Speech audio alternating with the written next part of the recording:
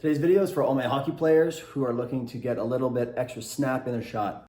If you're finding that you're not getting as much snap as you'd like on your wrist shot, could be that you might be losing control from the foot, the hip, or in the trunk. I'm going to show you 3 exercises in which to correct that.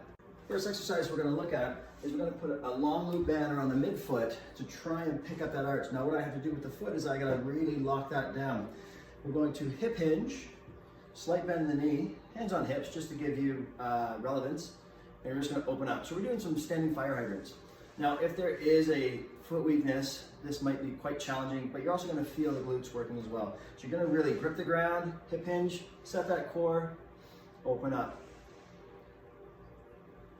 Next exercise, we're going to go after the hips. So we're going to take a mini band, pop it around the knees. We're going to take the same position that we did for the first exercise around the midfoot. We're going to hip hinge, set that core, pick up that back leg, and we're doing the same movement with the fire hydrant, but now I've got a band directly around my knee that's trying to collapse that knee. And what I have to do is I really have to, one, grip with the ground with my foot, but also make sure my glutes are firing up. So I'm gonna open up to the point of control, come back down, do 3 to 5 reps, but it will burn quite a bit. And lastly, we're gonna go at the trunk. So around the shoulder, we're gonna put a band across the shoulder so it's angling down like this. Latch it in with your elbow to attach it to your body. And again, exact same exercise. We're gonna do that fire hydrant, but now I have to control more at my trunk and my spine.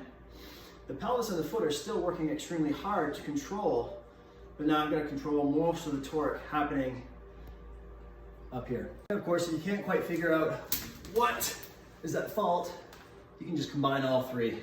This is going to be a lot of challenge in the body, around the foot, the hip, and the trunk. But if you can control it, great. You're going to get more bang for your buck.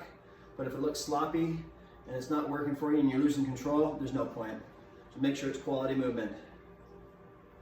Now the exercise sequence that I showed you is more for control issues at the foot, at the hip, and at the spinal level. If you have mobility issues, go to my website, tomswills.com. You can look at some of the hip mobility exercises to help free up the hip before you start giving some control, but I can also show you how to load that up for greater power and strength. Head over to my website, tomswills.com, for greater insights, or you can head over to my YouTube channel, TomSwills13, and there's lots of videos up there. Have fun.